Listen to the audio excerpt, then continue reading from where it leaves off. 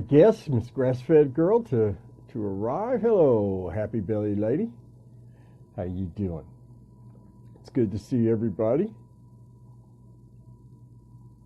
Well, hello, Bull Queen. I appreciate you jumping on our little wagon. There she is.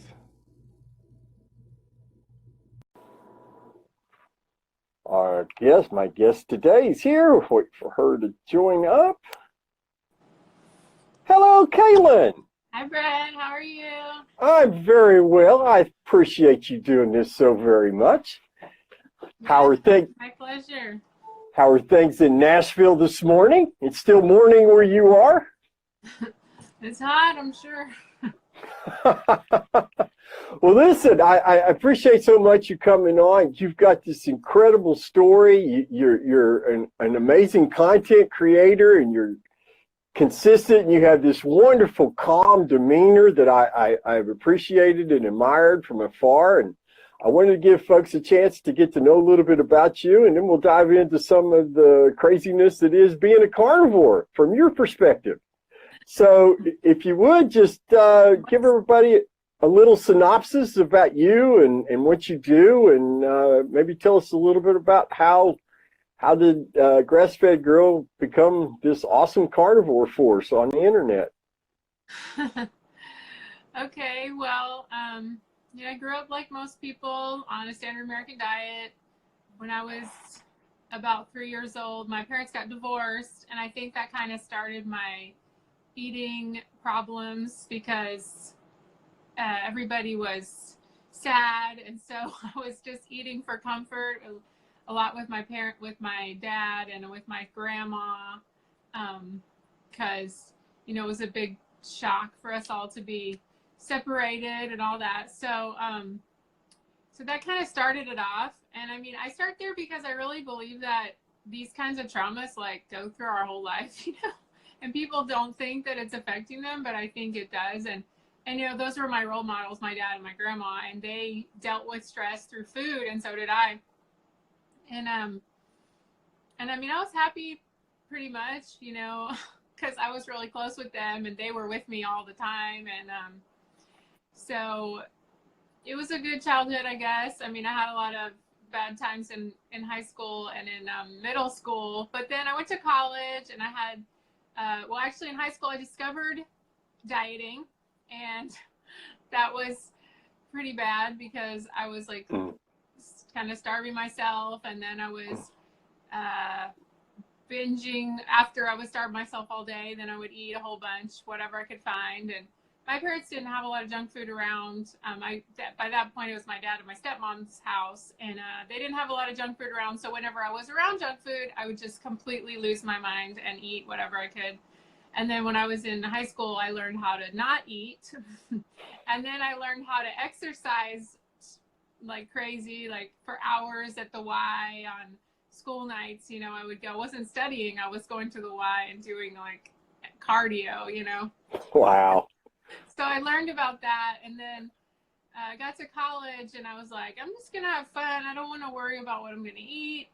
I'm just gonna have fun and party, whatever. So I ate all the free meal plans, and I drank beer, and I got up to 240 pounds. Wow. By the end of college, I was 240 pounds, and I didn't even want to walk on the stage because I was like, I don't even want to see anybody. Because I had gained a lot of weight just in my senior year, so it was like scary. I mean, you just don't feel good, and you don't feel like you want to see people because you've done something good, but you're not proud of the way you look, and even though I had on that big gown, it was still like not enough. But then I remember that moment feeling like, okay, I want to get healthy. And once I was out of that college scene, I could actually exercise and do stuff for myself. So I went back to Weight Watchers for like the umpteenth time, and I started counting my points and counting my fat grams, and I lost a lot of weight. I lost like 90 pounds in a year. Really, wow. really fast. there was some good things. Like I was planning out my meals a little bit more, you know, not just reacting where you always used to react. I would think about, okay, well, what am I going to do in this situation? Or I carry my food with me. So I learned some good habits. And I learned to eat more protein, a little bit more, because I realized that was the only thing that was helping me stay full, because I was eating no fat. So I was like, okay, well, I better eat my, and even No fat. then I knew I liked the dark meat better than the white meat and that kind of stuff. But it was rough. I mean, I was always like kind of cranky, and I always had to carry snacks around, and but I had this big transformation. So I was thin for really the first time, and then I decided to become a personal trainer. So and I got the opportunity to move to California. I've always been kind of like a traveler at heart and that kind of thing. So the opportunity came to live with a friend in California. I had an extra room. So I was like, oh my gosh, I'm going to California. So I went, and I was about 26 or 27. And then I found a personal training school. I became a personal trainer. How long do you want to go with my whole life? You're doing great.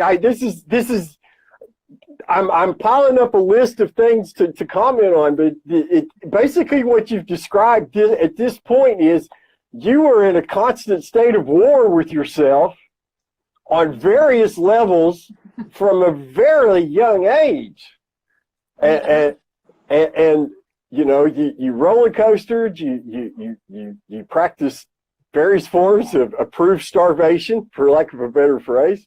Yeah. But you were still managing to progress and make strides in spite of all this, which I find fascinating. Because for a lot of people, after so many years of that growing up, you know, there's no personal growth after maybe 22 or 23 years old because of the nutrient deficiencies, behavioral problems that develop, etc. But you were able to thrive on through that to a great degree. So you became a personal trainer, and I'm just a little bit of information. I listened to your whole episode on the Carnivore Cast. So this is where it really gets kind of interesting, doesn't it? Yeah, well, I became a personal trainer. Also, around the same time, I gave up alcohol, really the same time. And that helped me a lot, because that was kind of a big problem. Because, I mean, as you know, all addictions are very similar. So whenever I would drink one drink, I want to have like a lot more. And then also I would eat whatever, because I lost all my, you know, inhibitions. So that was a big problem. And I stopped that, and I started being a personal trainer. So I was like feeling like, oh, I'm so healthy, I'm doing everything right. And then I had all these clients, and I was really in good shape. And but you know, you're never good enough because you you have all these other trainers around you all the time. So you're really in this kind of a microcosm of everyone there has like some kind of eating disorder or something at the gyms, you know.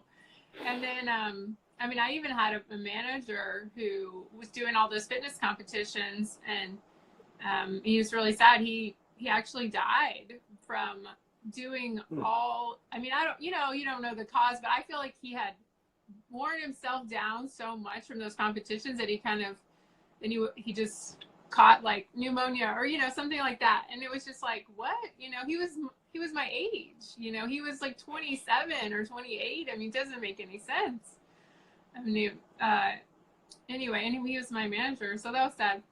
But so dieting can kill you. Anyway, the point is that I had the clients, I was teaching them the same stuff, like low fat, low calorie. I was teaching them to eat protein, but still a lot of processed foods. And, you know, they did have results. And that was my first really love. I started to like weight training and see how much it helps women and stuff like that, because they were so afraid of it, and the gym was intimidating. So to help them through that, you know, and start to also just putting themselves as a priority, whereas other, so many women are just my family first, my job first. They let everybody treat them like crap, and then they wonder why, their health, their health or their weight is out of control or whatever. Anyway, so I learned a lot from them and from doing all the process, and I love being a personal trainer, actually. But then all of a sudden, my health started going downhill, and I was having to sit down during my training sessions. I was having to hold on to the wall. I was having, like, if I would do simple bicep curls just for 10 or 12 reps, my elbow would hurt for like a month. And I was like, this is weird. Like, I can't even do anything. Inflammation. And I was starting to do kind of vegetarian. I was like a pescatarian. I was still eating some fish, but I started becoming obsessed with tofu. And whenever I'm obsessed with anything, it's just like full on, So I was doing tofu, like everything you could do with tofu, and 3 times a day, tofu. And I was eating, because I was reading about the environment, I was reading about how it's better to be plant-based, and I was eating like nutritional yeast, and I was still trying to eat some. And along that same time, I started nutrition school. So I was living in San Francisco, downtown, and then I went to nutrition school in Berkeley. So there was a lot of that veganish undercurrent around, and I was learning about all the secrets that we don't ever learn about, fluoride and, all this stuff. And it was just like, whoa, this is crazy. And then, so I thought, well, I want to help the environment, so I'll stop eating meat or whatever. So I was eating fish, I was eating eggs. So thank goodness I didn't completely, but I really think that tofu was kind of the nail in the coffin for my thyroid. And along those times I was running like crazy. I was running miles and miles every day, so 5 or 6 miles a day. And wow. And I was training for half marathons. I never did a full marathon, but I did 2 or 3 half marathons. And so that, I think, was a perfect storm with the tofu and the running and the low-fat dieting. It was like my thyroid just jumped out and, Wow. So the extreme exhaustion, so I was sleeping like 18 hours a day.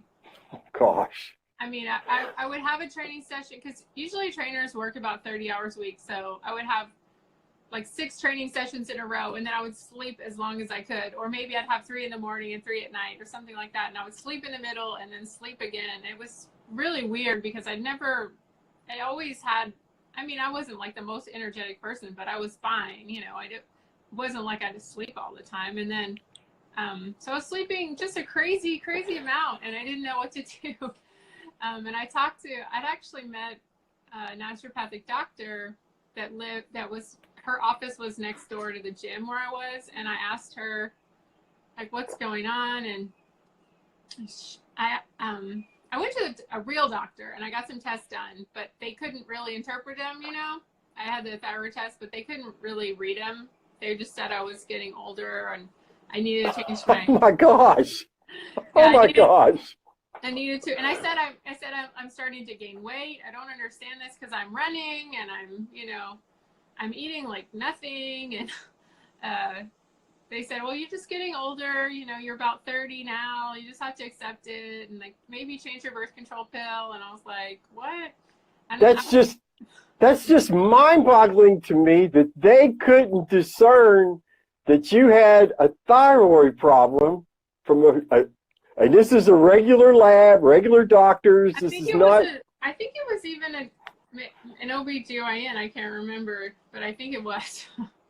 They're supposed to be more like in tune with, women's bodies and stuff. But I want to say a quick hi to Dr. Ken Berry, who showed up for just a little bit. How you doing, Dr. Berry? Appreciate you, good sir, and all the fine work you're doing. So you, again, you're describing this long-term period of basically being at war with yourself. You're doing what you believe are healthy things, the exercising. It sounds like you were in a constant state of physical fight or flight, and then they missed this diagnosis, and geez, what was that like for you? What were your moods? What was your mood like? Were you have anxiety issues? Was mood ever an issue through this process for you? I don't know. I don't have like, I never had, I don't really, I don't know, because I don't know what depression is. Like I don't know if I've had it or not, because You would know. There was really, it's kind of like you can't be a little bit pregnant. You really can't be a little bit depressed. okay. I know that there's depression in my family, in my mother, and has had problems with depression, so I can see it in her. She has a lot of anxiety and stuff, so I was always kind of aware of it and watching out for it. But I think I just have a little different personality than her. Mm-hmm. I'm a little more low-key like my dad, so yes, you are definitely a calm.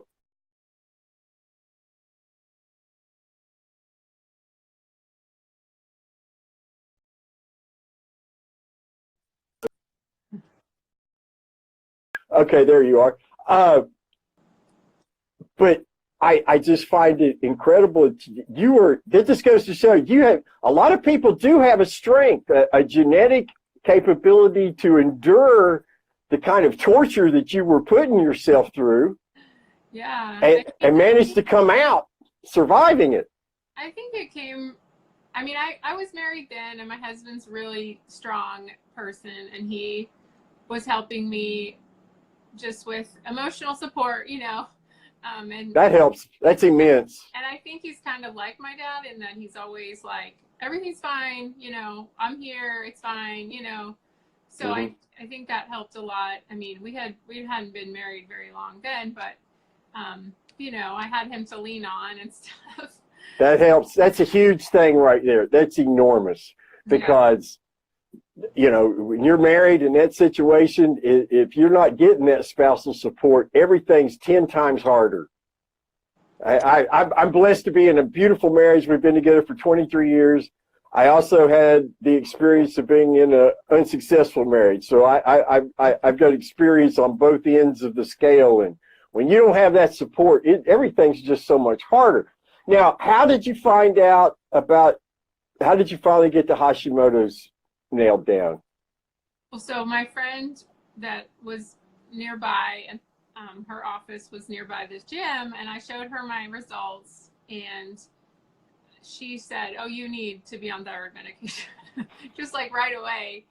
And she put me on the natural desiccated thyroid medication. In California, they can prescribe that. Naturopathic doctors can. And she gave it to me right away. It's called Nature Throid, is a really common one. So she put me on that, and within 2 weeks, it was like I was a whole new person. It really, really made a huge difference. I knew I still was having, and I had gained like 20 or 30 pounds, like really fast. But as far as my energy and I could just move so much better. And it was like a cloud had lifted, and I was okay. Mentally, I was okay then. And it gave me the strength to like look deeper and see what else I could do. And I realized, this is a full body issue. It's not just a thyroid issue. And I just kept studying and learning because I was in nutrition school then. It was a 2-year program. So by the second year, they introduced us to Weston A. Price, and I had, and I had a mentor there who was really into, she was really into, the wise traditions and all that kind of stuff, the healthy fats, and she told me to stop eating so many carbs and that kind of thing. So she got me off kind of the low fat, and I started eating more of the traditional foods and that kind of thing. But I realized that I couldn't eat all the sprouted sourdough and that kind of stuff. And then I started, one of my friends that I met was Diane Sanfilippo, and she wrote Practical Paleo. And so we started hanging out, and I was doing paleo more, And that was good, but I still had the realization I can't eat sweet potatoes, I can't eat honey. These things are just too. I knew I had a sugar problem, you know. So I was kind of doing low carb, and then they started calling it keto. So so I was doing keto, and that all helped. And I really think it all helped. And I think I was healing my gut a lot, and I stopped having pains, and you know, I was getting better and better, but I just was kind of stuck. And my antibodies for my thyroid went from like 600 to 100, and they stayed around 100 just from that change, going gluten free and grain free and low carb. And I was able to stabilize my blood sugar. I didn't have to carry snacks. I wasn't crying all the time because I was starving. You know, I'd have a full scale, like if I went on a hike or something, I would have a meltdown in the middle of the hike and cry because I needed to eat, you know. Wow. So that's probably more, if you're talking about mood, it was the hypoglycemia. Definitely. That was my big issue, was the hypoglycemia. So, so that was the big thing. And then, so I got better and better, and all my numbers were getting better, but I just had this chronic slow digestion. Like no matter what I did, I could not, like, I couldn't go to the bathroom. Like, I'd had to take like so much natural calm. Didn't matter how much vegetables I would eat. I love vegetables. I mean, I love them. I mean, I don't know how I would feel about them now, but I used to love them. I mean, and I'm a very, very good cook. So I knew how to, you know, caramelize them and make them all pretty and put sauces, and, you know, so I would eat so many vegetables, and it didn't ever matter. No matter how many vegetables I ate, I could not go to the bathroom.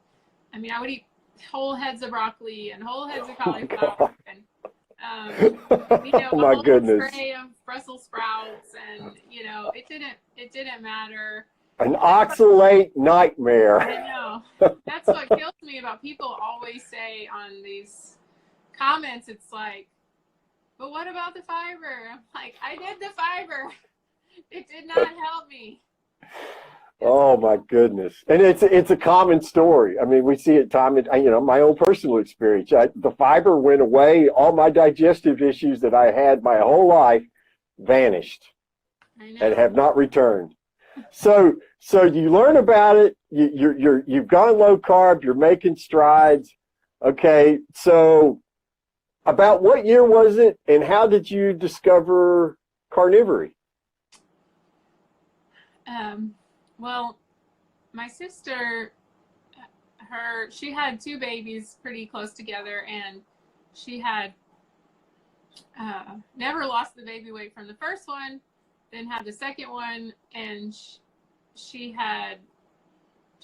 her husband started doing carnivore because he was always reading stuff on Reddit and stuff, and he's into Bitcoin, so he was probably, oh gosh, that's probably where he heard about it. And then so she tried it, and she'd been doing the same as me. We're very close, but she'd been doing paleo and keto, and but she would have shooting stomach pains every single time she would eat. So she would have terrible, like, I mean, I would have bloating, but she would have like pain. And so he said, why don't you just, and he didn't like vegetables anyway. So he was like, why don't you stop eating vegetables and just see and try this thing with me? And like, I swear in a month or two, she lost 30 pounds she didn't exercise or anything, because she was nursing and she had a tiny baby. Like, she couldn't do a bunch of gym stuff, you know? Mm-hmm. So I saw that. I saw she hasn't changed, and she never was a big worker-outer anyway. So I saw that big change in her at like 30 pounds, and she's not the type to lose weight like super easy or anything. So I was like, that's weird. But I was like, I'm not going to stop my vegetables. Like, no way. You know, because by then I was really only eating a few vegetables, meat, and chocolate, you know, dark chocolate. So I really hadn't have much to cut, you know. So I was like, well, and bone broth, you know. So I was like, well, I don't want to do that. But I just kept hearing about it, you know. You have to hear about something a bunch of times. And then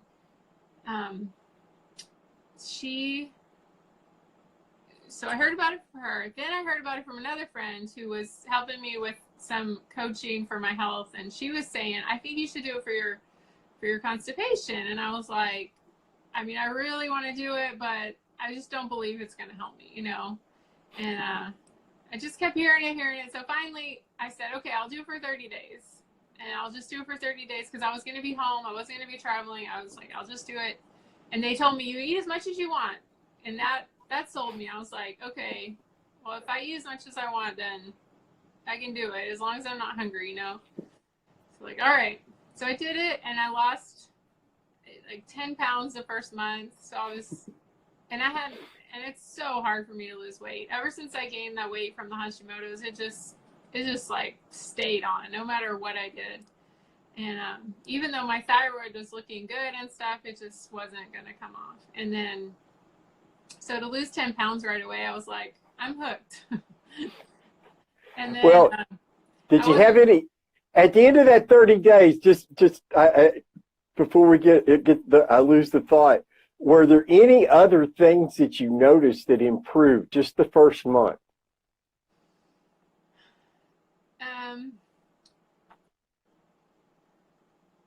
I mean, like I said, I was feeling pretty good by then. I didn't have pain. It was just the bloating. So after 24 hours, the bloating was gone. And I was like, what? I've been bloated for 10 years, you know? So it's like, what is this? You know, I just thought, you know, and all the gas, and, you know, it's just like, what? So that's a big thing right there. And the reason why I bring that up at the end of 30 days, because, and you probably see this too, and you could elaborate on it if you want to. You know, I have a lot of new people coming, and they hear these stories about how some of us got rid of things really fast. But they don't listen to the folks who it took 6 months or it took a year. That it's a long journey for a lot of people, and it varies from individual to individual. And that's why I wanted to jump in and ask you about the 30-day thing. And I think right off the bat, your first 24 hours, the bloat went away. Yeah. Well, and I mean, the first month to lose 10 pounds, I mean, that's huge. I wasn't focused on the weight. I was really, I mean, sure, I hoped for it, but I was really wanting the constipation to go away. Mm-hmm. And so when did you start? What year did you start? That was October 1st, 2018, and I started on the first day of the month so that I could remember, you know. Very good. And so I just made my 10-month YouTube video about it, and somebody said, "Oh," and I lost 20 pounds total so far, and somebody awesome. Somebody said, "Oh, it took you 10 months to lose 20 pounds," and I'm like, "You totally missing the point, you know?" I've been feeling awesome for 10 months, you know, like what's... It also shows a lack of understanding what Hashimoto's is, which I have to confess. Now, I was diagnosed with hypothyroidism in 2016,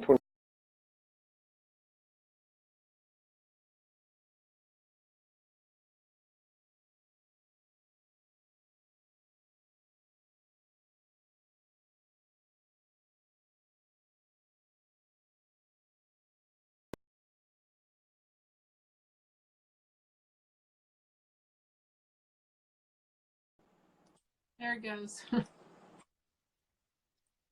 Oh, there we go. We just upgraded our internet and everything just froze. That's crazy. Anyway.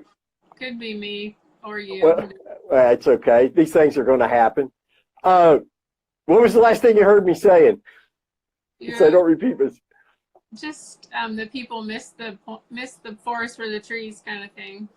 Yeah, exactly. And you know, I didn't get into this for weight loss because I got into it to lose mental illness symptoms. But I lost 22 pounds, and that's nice. But I want you to explain Hashimoto's, because I think a lot of the ignorance that we run into is people don't really understand what that is. That's not just like your thyroid underperforming or overperforming. There's a reason for all of this. And it's why your journey is progressing at the speed that it is, let's say, because this is not just something that you just wake up one morning, oh, it's gone. Yeah, well, there's really, if you talk to conventional medicine people, they say there's no cure. You just take a pill for the rest of your life. And there's no shame in taking that pill. You have to have it. The thyroid hormone runs your entire metabolism. It helps you have energy. It basically it is involved in so many bodily processes, especially your digestion, your motility, your metabolism, losing weight.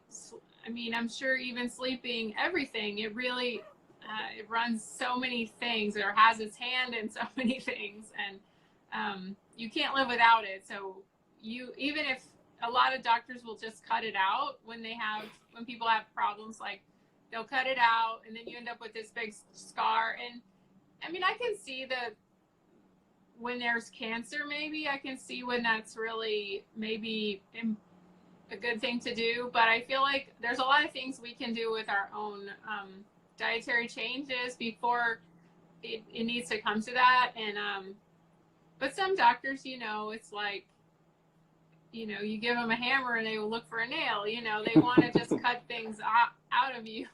Surgeons want to operate. That's what they're trained to do. That's what they're paid to do. They want to get paid. They want to operate. Yeah, it makes perfect sense. And the problem is, because it's an autoimmune disease, you really can't, even if you cut it out, there's still a little bit left, and your body, so it's like your body's attacking itself. It's made a mistake. So the inflammation has become so out of control that your body is making mistakes and it's attacking itself. So it could attack your joints in arthritis, or it could attack your gut, which is like Crohn's or colitis, or it can attack your thyroid, which is what happened to me. And the scary part is that you can get more than one of these diseases at one time. And so that really scared me, because I went to a lot of seminars when I first got sick, and to hear that I could get another scary disease or autoimmune condition, I was like, no thanks. I really don't want that. One's enough. So they go in clusters, and so when I heard that, I was like, I want to do everything I can. I want to stay gluten-free. That's a big thing. Dairy doesn't seem to affect my antibodies as much, but for some people, dairy is it's just as bad as gluten. But for me, dairy doesn't seem. I don't eat it that much. It makes me gain weight, but it doesn't seem to flare up my lab tests. You have a natural tolerance for some of the acids and proteins that are in dairy that inflame other people. Yeah, I think so. I can eat a little bit here and there, but if I start eating it every day, then I'll just. My wife is jealous of people like you. She misses milk periodically. I try to eat, like, if I do eat it, I prefer goat cheese or something like that. But I can't eat it every day. I won't lose weight or anything. So you're at 10 months in now, and I watched that update, and it's very well done. Are you looking? Have you had to make adjustments along the way? Are you thinking about adjustments to tweak your diet? Have you played with increasing your fat, lowering your fat, etc.? Have you done any of that, or you just stayed pretty much steady course all along? Well, I've always kind of had a higher fat approach, because I was already doing that with keto. So, I don't count anything, because I hate counting. So when you tell me, I have to worry about my ratios or something, I get really stressed out and I just freak out. So, I don't like to count. And I'm not that worried about weight loss that I'm going to make myself crazy. To me, it's more about the long term. If you tell me I have to eat chicken breast, well, no way, I'm not doing that, so I've done that before and I'm not going back there, so, I mean, if it takes me longer just because I'm not willing to eat, 90-10 ground beef, then okay, Sure. I don't care. I mean, I'm not doing that. So I think it's one of the big things about this is it's always very specific to the individual. My wife, she's a month behind me in carnivore, and she eats very differently than I do. She's just meat and water, but she eats very differently than I do. And she eats to her needs. Whereas I'm the guy that bacon and ground beef, for me, it works. It's satisfying. It checks off all the boxes. It's delicious beyond belief every time, and I see no need to change. But you eat a variety of things. Could you give us an idea? What's a day of eating look like for you in general? Or because you love ribeyes, you take great videos of making ribeyes. I'm like, man, I want to go to her house and eat just once because we're gonna have a good ribeye when we get there.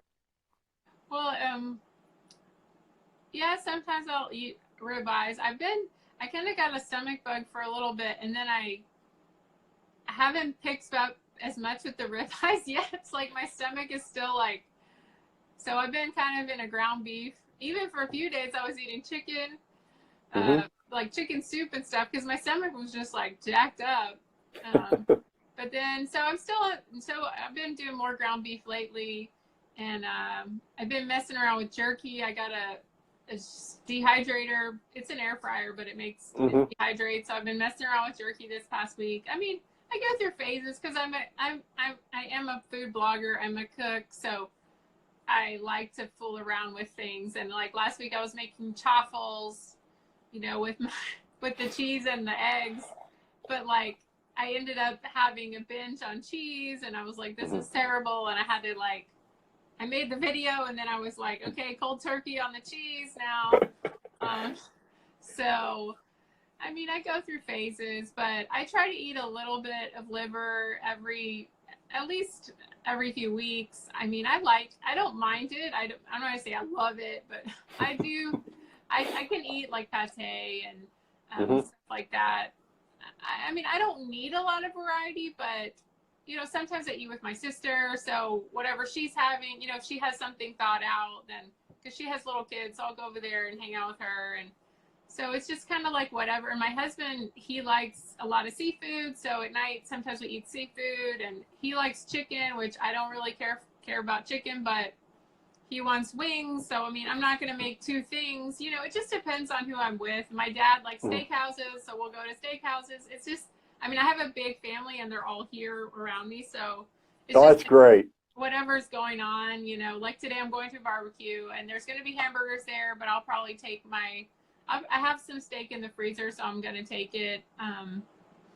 So it's just kind of whatever is going on. I'm not like you where I eat exactly the same thing every day, but I mean, I could. I just had eggs, and before we got on, I did my exercises, and then I ate some eggs and a hamburger patty, and I'm totally happy with that. So, I mean, I love hamburger meats. I can eat it every day too. I found that I used to be a little bit concerned early on when I first started, got locked onto that meat because it's just so insanely satisfying. But then I saw an article where in ground beef is a lot of ground up organ meat. There is liver and heart and organ meats in the ground beef. Now, to what percentage, who knows? We don't know. And that may be one of the reasons why I was taught you only kind of accidentally falls in there. Yeah, I don't know. I'd have to go to a meat processing plant and ask somebody one day. But I haven't craved liver yet. I'm not against it. I mean, I was taught you eat what you crave and can afford. And that's why another reason, because if I could afford it, there wouldn't be ground beef, it'd be filet mignon. Yeah. Well, it does. And I mean, you have to go, and people look at it and they think, well, I can't afford ribeye every day. It's like, well, I live alone. I mean, I live with just my husband, and we both work, and it's like we're both foodies, and my husband's a chef. So I mean, to us, we would, that is our highest priority, is eating well, So I mean, eating like fancy. I mean, we'll spend our last dollar on that kind of thing, before other things. Somebody else might be buying, you know, Gucci handbags or something. I mean, I have my purse from Goodwill. I don't care, you know, because I want. I love that attitude. I want, love it. You know, a steak, you know, so it's just, but I mean, I also eat a lot of ground beef. I love eggs. I eat a lot of eggs. So, I mean, it doesn't have to be this fancy stuff at all. I think that's great. I want to say shout out to Mr. Joe Anderson in there, a 20-plus year carnivore. Him and his wife are some of the most incredible silent examples of carnivory on planet Earth. I highly recommend you follow them. They're really good people, and they're just radiate health. So, well, the thing, what I want to say go ahead. About the liver, like, I mean, since I've been doing paleo for 10 years, like, I was doing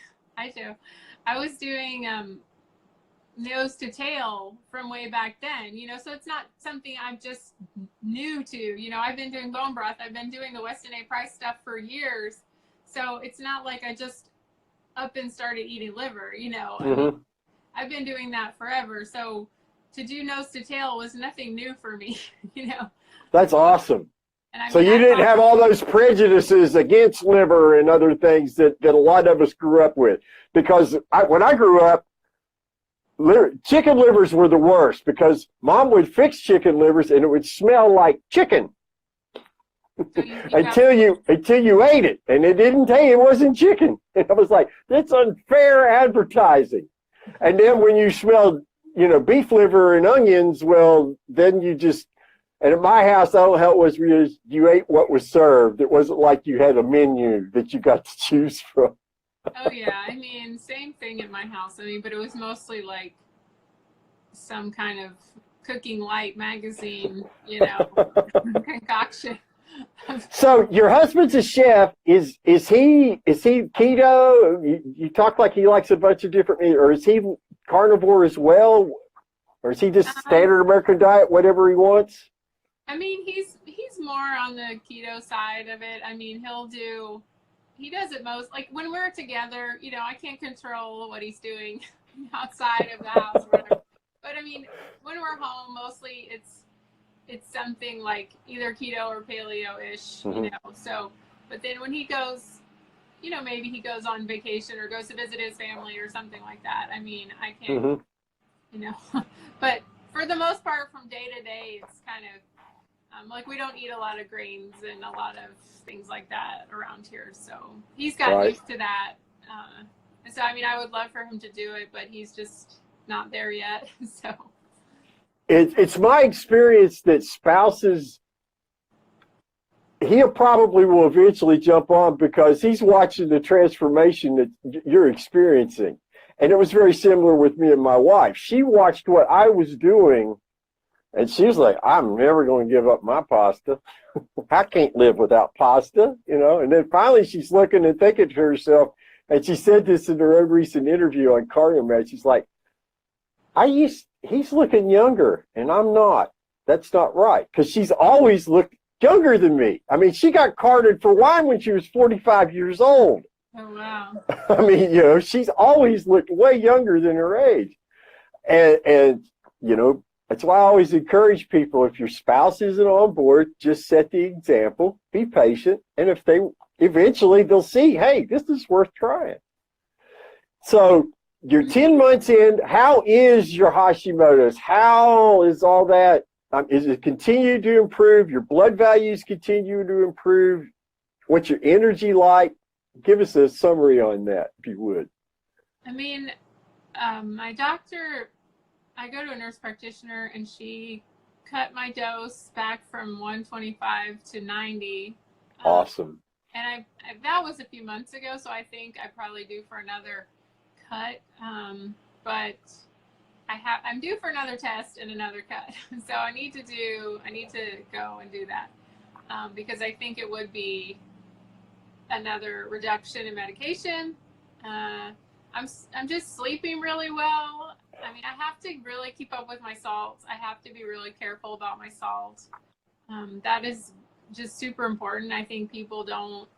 To me, I have to have it. I mean, if I try to Could you explain that? What salts are you using, and maybe just a quick thing about why that's such a big deal, because it's really important.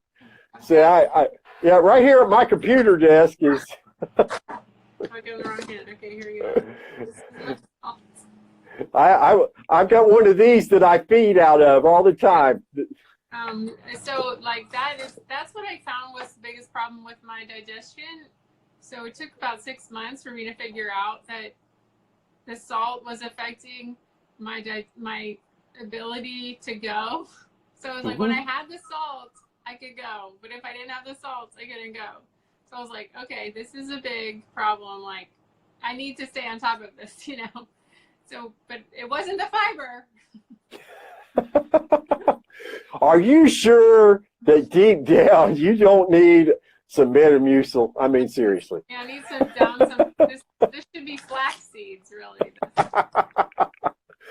I just think it's so incredible. You're living proof that if it's not completely curable, which I think you're going to end up in a year or two, you're not going to need that medicine. Because your body's already responding so powerfully, positively, because you're just consuming nutrition. And that's the one point I just pushed this. That's the biggest thing about carnivory. It's your body is only getting nutrition, no toxins. It can come back from just almost anything. I think so. I mean, my skin has gotten better, which, I mean, I never had bad skin, but, I mean, I've been told that my skin has changed a lot, which... I can see that in your pictures from the 6 months on Instagram. A dumb old guitar player guy, old man, bad eyes. I could see the difference. And I mentioned it in a comment on your video. I call it the Carnivore Glow. And you look at long-term carnivores. The Andersons are a great example of this. Kelly Hogan. She was an exercise freak person. She was like in a constant state of fight or flight for a while. Your stories, you and her would have a lot to share in common. But same thing, that beautiful, healthy skin. And, you know, when you're not consuming toxins, why not?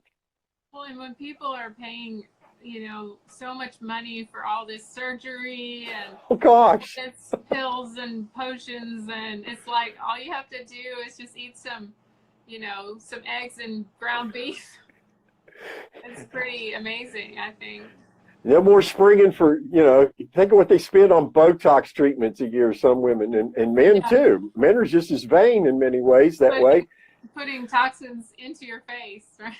Oh, it's just, who would have thought? So how do you go about dealing with, because I know, you know, you've got a big social media presence. You're such a nice, pleasant person. I don't imagine you get much negativity thrown your way.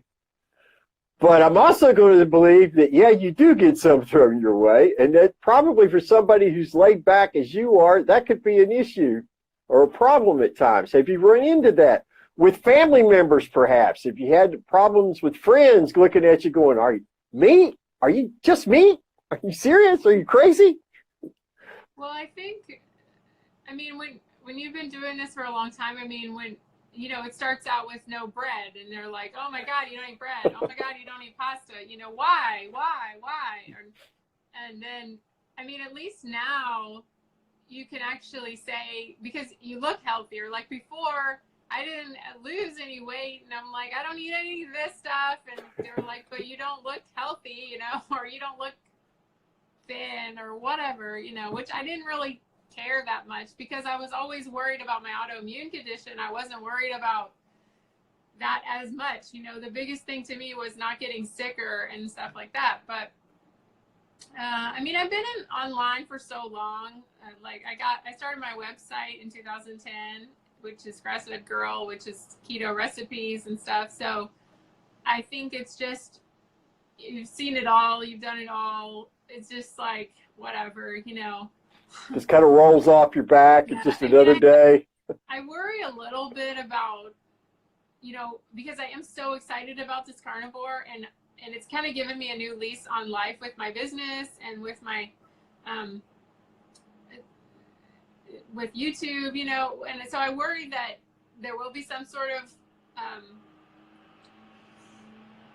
backlash, censorship. Yeah. Because we're, you know, Jimmy Moore got his account taken down. I mean, I think he got it back, and that's great. But I worry because if my channels are completely carnivore centric, that they will be a target, you know, for vegans or for. And I mean, I'm sure I get some comments from vegans and stuff like that, but it's not that bad. But I worry that the bigger picture is that there's going to be some problem with. I share your concern. I share your concern because, and you know, get into this a little bit because I see it. We're moving the needle. We're seeing. I see every day dozens of new people who have learned about carnivore, have learned about ketogenic ways of eating, and you see them on their new accounts on Instagram, and they're at the beginning of their journey. They've just lost their first 10 or 20 pounds, and they're seeing the progress. And it's spreading, you know. It was over a year ago that Jordan Peterson and Michaela Peterson and Sean Baker, Amber O'Hearn inspired me to do it. And now you're a few months behind me. So there are people who have watched what I've gone through who have jumped on it. Now there are people who are watching you, and we're moving the needle. Our health, our stories, the results cannot be ignored. And we're putting trillions of dollars of revenue at risk for these people. They're not going to go away quietly, but I think the advantage is, and this is something that Dr. Ken Berry said recently, talking with Paul Saladino about, I agree with him, we're going to win this from the ground up. And there's going to be times when some of us are going to get censored, and we're going to, but one thing I've observed about the carnivore community, when one of us is attacked or something, we kind of coalesce around them. The 7-Day Banting Group in South Africa, now up to almost 2 million members, when Facebook shut them down for no reason, out of just no warning, anything. The community gathered around them. They started a new group, and right before their group got reinstated, they were already up to 200,000 new members, you know. So we're moving the needle in the right direction, but you're right, it is a very valid concern. That's why I have a BitChute account now because I have a YouTube presence, and I worry about these things as well, because you put all this time, effort, and energy into this, and it's helping people, and you have the messages and replies to prove it. You don't want to see that hard work and all that helpfulness go down the drain. But it's a concern for sure, and I just think we need to be prepared and have other alternatives, scenarios, you know, plan B, let's say, prepared just in case. But they'll never shut me up, and they're never going to shut you up, though, are they? I mean, I see so many ladies suffering with the same stuff that I have, and so I want to get the word out. And what I was going to say about people with problems with your family and friends and stuff, go back to that, is, I mean, I think you have to pick and choose your audience. Like, you know, you don't want to start a fight every single place you go. Like, sometimes I just say, oh, I'm keto, or I'm low carb, or whatever. It just depends on who I'm talking to, you know, and I don't need their approval, you know. I'm here to worry about my health and take care of my health. So I don't need to tell you my life story if you're not wanting to hear it, you know. So I think you just have to pick and choose. You don't, you know, and same thing with your doctor. You don't have to go in there guns blazing like, this is what I'm doing, you know. It's like you have to kind of pick and choose. You know, like when I went to my doctor, I said, oh, I'm low carb, or I'm keto, and then because you are telling the truth. I mean, you know, so they don't need to know, you know, as soon as you say you don't eat veggies, well, you might as well say you're like a heroin addict, serial killer or something. It's like, no, it's, yeah, heroin addicts. I'm serious. They just look at you like they're nuts. You've lost your mind. Well, we've got about 5 minutes left here. If anybody, I appreciate we've had a lot of people coming in and out. If anybody has any questions, don't hesitate to ask. We'll try to answer it if we can. It's been such a great discussion, and I'm really looking forward to people being able to see this. It'll be not just up on Instagram for 24 hours, but I also will upload it to my YouTube channel at Thankful Carnivore. So people will be able, folks that weren't able to watch or see the replay can go there and watch it. And because you've given out a lot of amazing stuff. And your story, I think, is so powerful, Caitlin, because you are always trying to do the right things. You just were never given the right information. And that's why sharing our experiences, in my opinion, is the most powerful tool we have.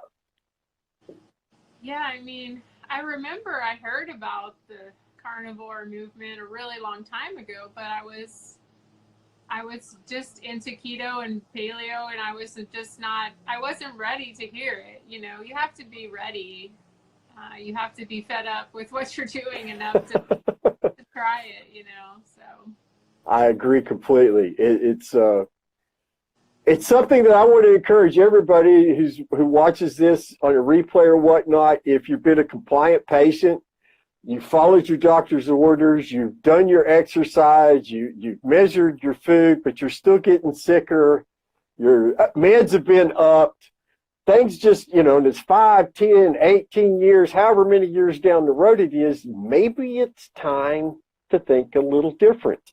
Yeah, I mean, and if I hadn't had my friend to tell me, my friend Vivica from Nurse Caveman, I mean, she was just saying that she had so many people that helped themselves with the constipation, and I was like, all right, I'll do it. I'll do anything, because I've tried every medication. I mean, I wasn't into medications, but I was into natural remedies. I tried every single thing, and it just, nothing helped. So I was like, well, I'll do it for 30 days. Got a great comment from Val Hargett in the chat that says they have chronic issues with bloating and constipation. They live on Miralax. They're keto now, but our discussion really makes them want to try to go carnivore. Give it 30 to 90 days. I expect after 30 days, your digestion will already be mind-blowingly better. Yeah. But for some people, it might take 90 days. But give yourself a fair shot. It really took me about 6 months to figure it out, but I knew that something was better because the bloating was gone. So I knew I had a little clues here and there, but it really took me a long time to figure out that the salt connection. Real quick before we run out of time, let everybody know where they can find all your social media, please. My YouTube is Grassfed Girl, and my YouTube is just my name, Caitlin Weeks. I think I don't know why I started it as that, but it is just my name. So, but if you Google Grassfed Girl YouTube, it'll come up too. So, and then you can subscribe to my list at grassfedlist.com, and I'll be launching a new ebook all about carnivore in the next week or couple weeks. So awesome. Looking forward to that. It's a guide to like your first 30 days of carnivore. So. Oh, that's special, because we need those, because that's the biggest thing. That's the hardest part, is the first 30 days, the early adaptation. Listen, I want to thank you so much for coming on, Caitlin. I've had a great time. I know we're going to be talking again in a few minutes. Appreciate everybody who's come and watched. Take care of yourselves. You carnivores, eat your meat, drink your water. You ketogenic people, you keep being the savages you are. No matter how hard things get, always remember, my friends, be thankful and take care. Thanks, Caitlin. Thank you, Brett. Take care.